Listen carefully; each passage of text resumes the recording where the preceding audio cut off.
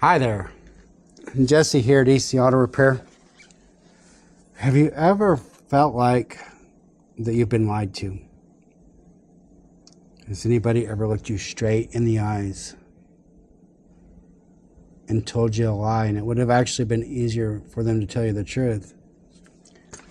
It's happened to me, and so one of the questions that has came up is, how do I know if my mechanic is lying to me?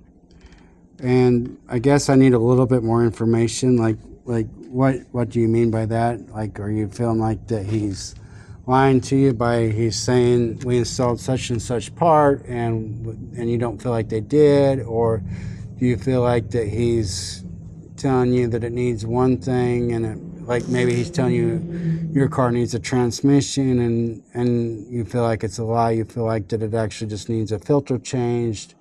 Or exactly what does it mean? And I guess the best way I know to answer this question is just think about if you're a mom or a dad, or if you have ever been to school with someone else, or if you've ever dealt with any other person in your life.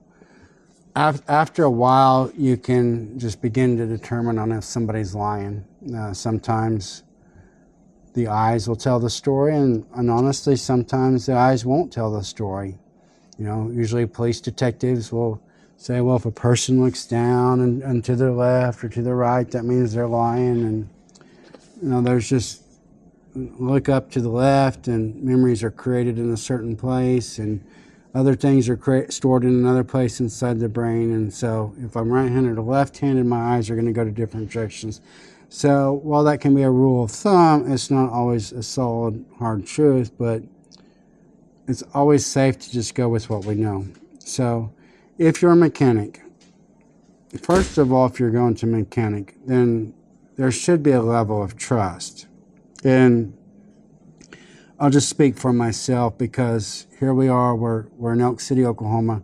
We're right off of I-40. I'm a AAA approved repair facility. I've got more Google reviews than anybody else in my town, okay? And we deal with a lot of customers from all over the United States and even Canada, right? And so these people, they don't even know me. A lot of them don't even know me. I also have my local customers that we love and we cater to and we take great care of, right? And we love them and they love us, and that is what it is, right? But there's already got to go into a relationship, there already has to be a level of trust. For instance, when you go to Walmart and you go to the self-checkout and you scan the item across the barcode reader, you are literally trusting the... All right, gang, so we're going to pick this up again. We got so rudely cut off by a dead battery a little bit ago. Like I was just on a roll. I was having so much fun visiting with y'all, and then the battery died. But we was talking about trust, and like, so in the conversation, it's like you got to trust the repair shop. Like when you go to Walmart, you go through the self-checkout and you scan the item across the barcode reader, you're going to trust that it's going to ring up for the same price that the sticker in the store said, or that it's going to ring up for the price that you was anticipating to be. Makes total sense, right? So for us, we deal with a lot of customers that they literally meet us for the first time when their vehicles broke down. And how do we build that trust? Well, they read our Google reviews. That way they have third-party validation from someone else that's been in a similar situation. And the other person said, hey, we went there, we had a great experience, it worked out great for us, highly recommend.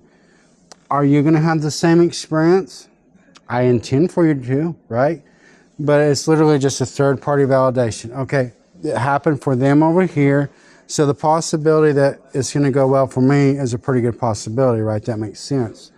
But if you read a Google review and it's just so super vague and there's no details, or maybe there's a lot of accusations and it seems like the person is very bitter and like they really got an agenda, they're just really hammering down, then whichever side of that is, it's probably not a true review, right? So the review could literally be a lie, but you can read a dozen reviews and you're going to be able to pick out, okay, it looks like the general consensus is more often than not, this is something that works out well for most people in my situation. And then call them, talk to them, just be like, hey, listen, this is what I got going on with my vehicle. And like, for instance, we got a phone call this morning that somebody was wanting roadside service out of our sister shop, and you know, we charge a dispatch fee or a call out fee before we can dispatch service off the property, right? It's our standard operating procedure. It's that way for everybody, right? And she's like, we have never paid for service before it was rendered. Not true. Every one of my customers pays the call out fee before we dispatch. We don't necessarily collect on the repairs and what all was done until after the fact of the repairs, but we always collect the dispatch. There's a certain level of trust that you have to trust me. And as I heard Lynn, my service advisor, telling this client as they was working it out, she's like, you found me on Google, you've read my Google reviews. There has not ever been not one time in history that we have not showed up. When you have paid for a call out fee, there's not ever been one time that we didn't show up.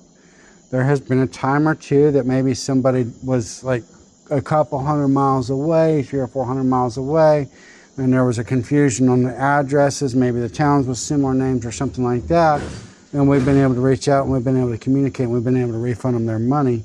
But every single time that we've collected money for a call out fee, we've always showed up. No different than here. It's like, I got a Google review the other day and it said they didn't even change my oil. And I'm like, well, maybe it wasn't a Google review, maybe it was some other review somewhere else, but like, well, first of all, we have always changed the oil. We go through lots of oil every single month. We go through lots of oil filters every single month. And first of all, the burden of proof really falls on the customer. How are they going to prove that I didn't change their oil, right? I indeed did change their oil. So lying was invented by the devil. It's an evil thing, it's a wicked thing, and it's things that just ain't as they are. So that being said, how do you know when somebody's lying to you? Go with your gut. Go with what you know, and stick to only what you know. Don't stick to your imagination to build a story. Just go with what you know. Trust your gut. And then, like for us, we do digital vehicle inspections. So we take a picture. We take a picture of the broken part. We take a picture of the tests that we're doing. We're going to do the test we're going to take pictures of the live data to show that, you know, the pressures aren't where they're supposed to be. We're going to take videos of the broken parts. If you want us to, we'll even save the broken parts for you, the old parts. We'll even take pictures of the new parts. We do everything we can that you can trust us. We're going to trust and then verify, trust and then verify, trust and then verify. It's not a problem. You know, I've even had people ask me to provide them invoices from where I bought the parts. I'm not doing that. I don't have to. I buy parts from multiple vendors. I buy lots of parts every single day. It's not your business how much I paid for a part. I'm in business to make a profit. I'm in business to serve you. I'm in business to take care of my customers. But I will show you all the work that we've done. I will show you that we use premium parts. I will stand behind my work for the next 2 years, and I will render you 5-star service because everybody deserves to be well taken care of. Hope this helps. I will see you in the next video.